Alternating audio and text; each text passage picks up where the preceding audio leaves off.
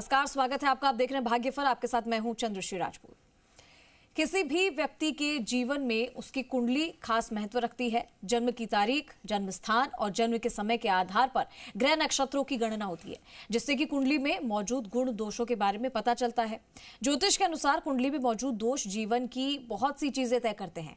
कठिन मेहनत के बाद भी परिणाम सकारात्मक न मिले तो हो सकता है कि कुंडली में मौजूद कोई दोष आपके बनते हुए कामों को बिगाड़ रहा है।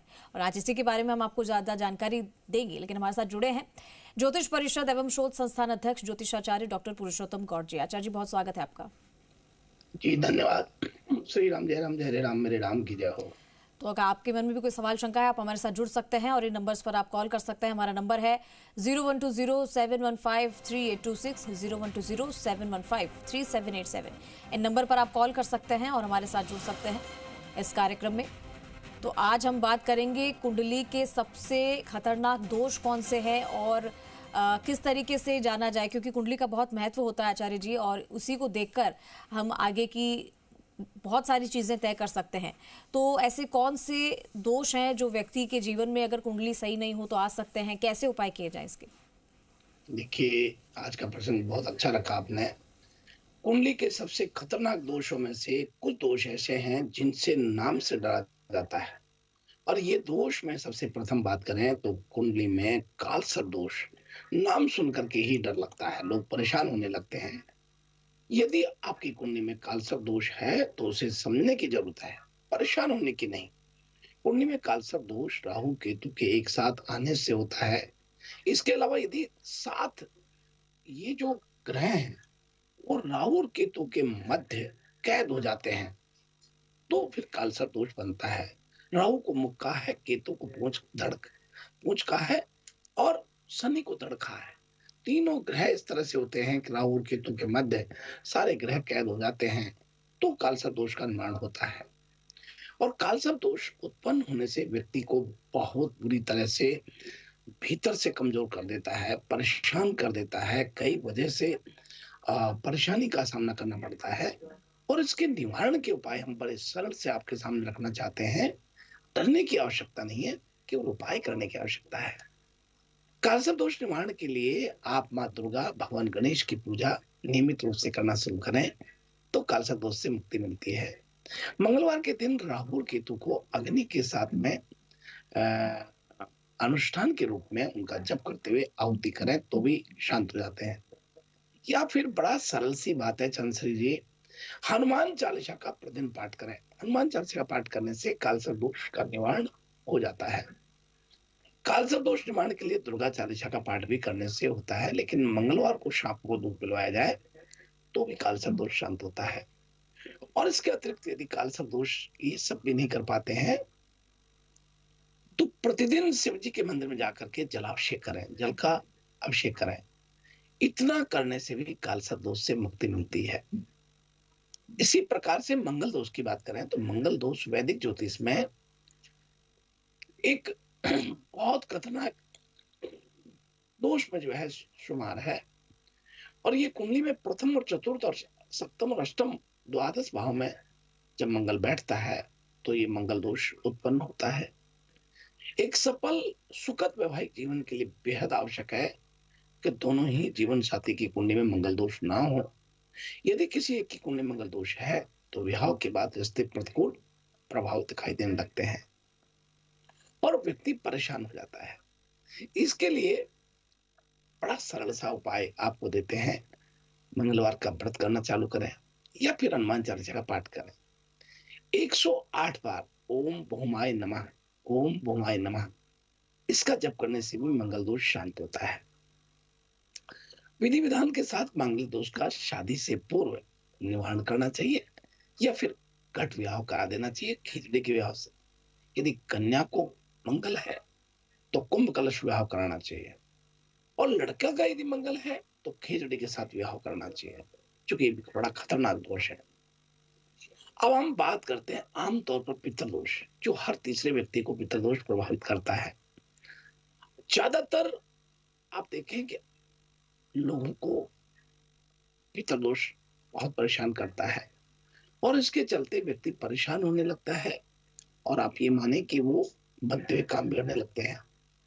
उनकी कुंडली में दोष का निर्माण जो होता है, ये पक्ष, श्राद्ध पक्ष में, पितृ पक्ष में पितरों का श्राद्ध नहीं करना, श्राद्ध कर्म में भाग नहीं लेना, पितरों की आत्मा की शांति के लिए पूजा पाठ नहीं कराना, तो फिर ये दोष हावी होने लगता है। कुंडली में राहु के साथ सूर्य का संयोजन हो या केतु के साथ सूर्य का ग्रह का संयोजन हो, ऐसी स्थिति में पितृदोष बन जाता है। राहु और सूर्य और केतु और सूर्य, यदि ये सूर्य के साथ राहु केतु बैठते हैं तो पितृदोष का निर्माण हो जाता है। ऐसे व्यक्ति को नौकरी लगने में परेशानी होती है, काम प्रत्येक कार्य बनते हुए अचानक अवरोध हो जाते हैं। आपको डरना नहीं चाहिए। पितृदोष, ये बात सही है, भयानक दोष होता है, लेकिन इसके एक बहुत सरल से उपाय है। रोजाना कौओं को, पक्षियों को खाना खिलाएं। काशी गया अवश्य जाएं, वहां अपने दिवंगत पूर्वजों का तर्पण आदि करें। पूरे नियम और विधि विधान के साथ किसी विद्वान ज्योतिष से पितृदोष निवारण के लिए नाग सहस्त्रावली हवन कराएं और चांदी के, तांबे के, लोहे के नाग नागनी बनवा करके बुधवार के दिन या फिर अमावस्या के दिन शिव जी को अर्पण करें। अमावस्या के दिन सफेद गाय को सुबह हरी घास चढ़ाएं, खिलाएं और उनका आशीर्वाद लें, तो पितृदोष का समाधान होता है। तो आज का जो विषय हमारे इस बीच में रखा, ये बहुत महत्वपूर्ण विषय था कि जन्म पत्री में कितने ही ग्रह पक्ष में क्यों ना हो, मगर ये कुछ दोष यदि हैं तो ये दोष होने से सारा जीवन अस्त व्यस्त हो जाता है। आपको बहुत शुभ आशीर्वाद चंद्रश्री जी, बहुत अच्छा प्रसंग आपने लिया जी। और इसी के साथ आचार्य जी, हमारे साथ कॉलर्स एक एक करके जुड़ना शुरू हो चुके हैं। कॉलर्स को ले लेते हैं। पहले कॉलर जो हमारे साथ जुड़े, अपना नाम और अपना सवाल बताएं।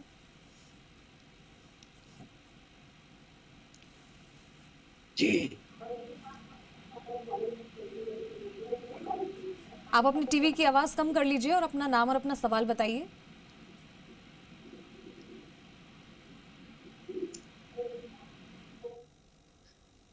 बोलिए, आपकी आवाज मिल रही है हमें, बोलिए बोलिए। चलिए आचार्य जी, हम दूसरे कॉलर का रुख करेंगे।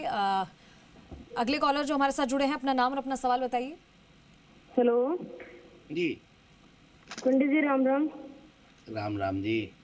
मैं मेरे भाई के बारे में पूछना चाहती हूँ। उनका नाम है अरविंद।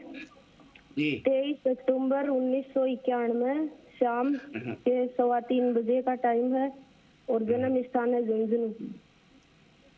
तो उनकी तबीयत भी थोड़ी खराब सी रहती है और उनका कुंडली विश्लेषण करवाना चाहती हूँ।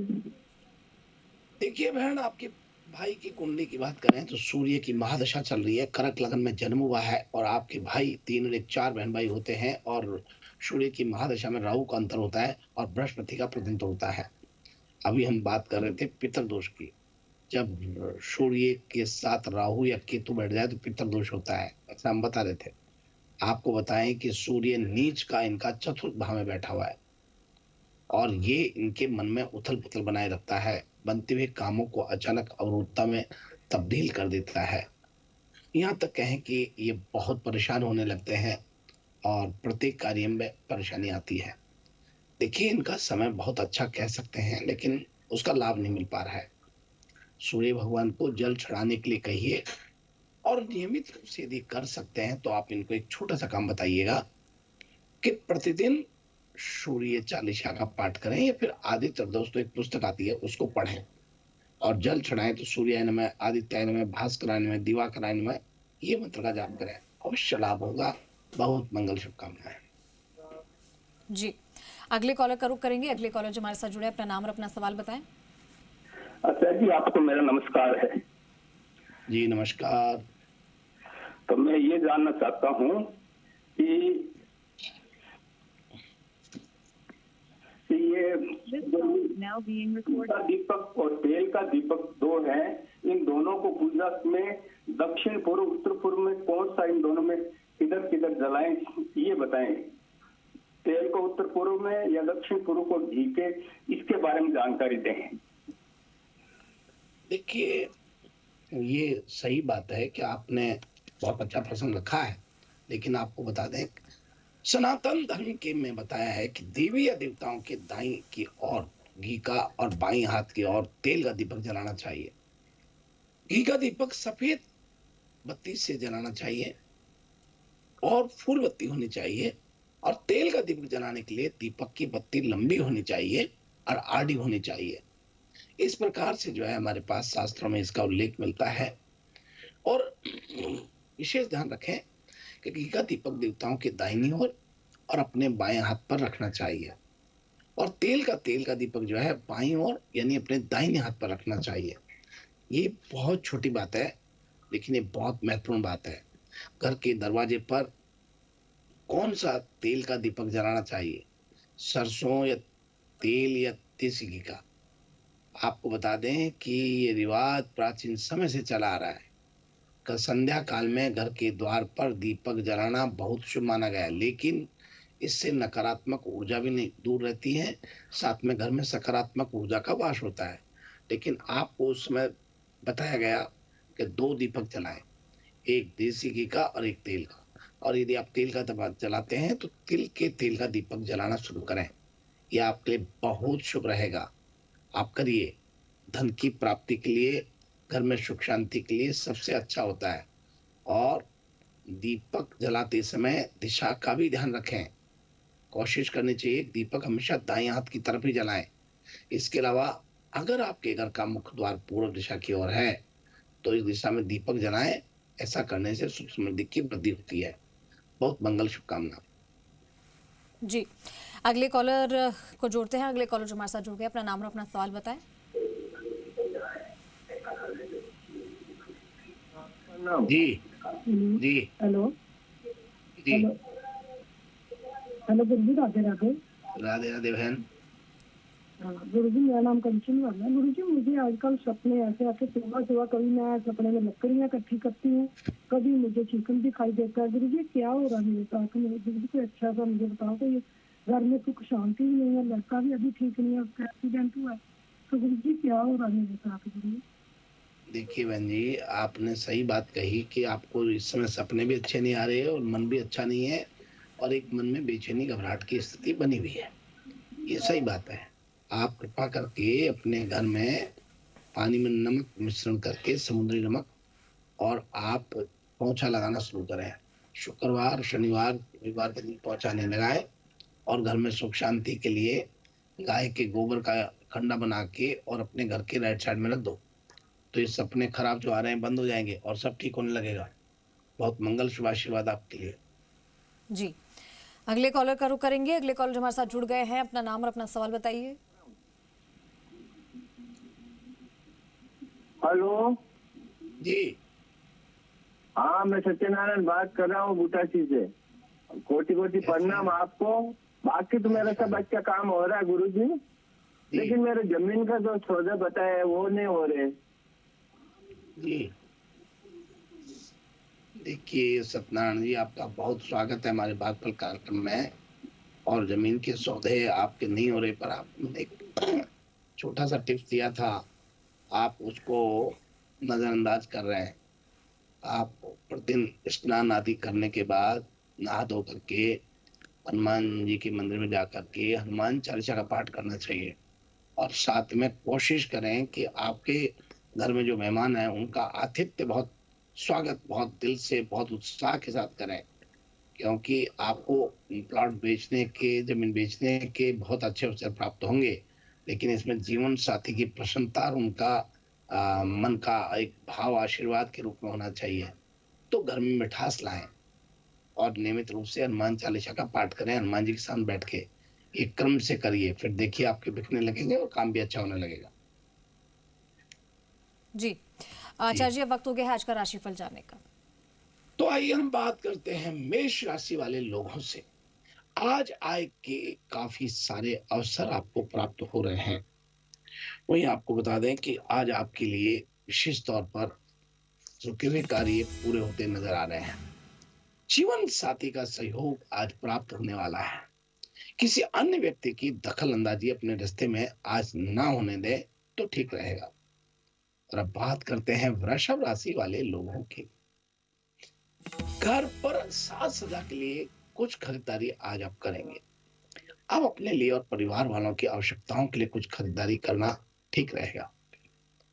वही आर्थिक स्थिति आपकी बहुत अच्छी मजबूत बनने वाली है। आज मेहमानों का आगमन होगा। मित्रों का सहयोग मिलेगा, मित्रों द्वारा आय के अवसर प्राप्त होंगे। जीवन साथी के स्वास्थ्य पर आज विशेष ध्यान देने की आवश्यकता है।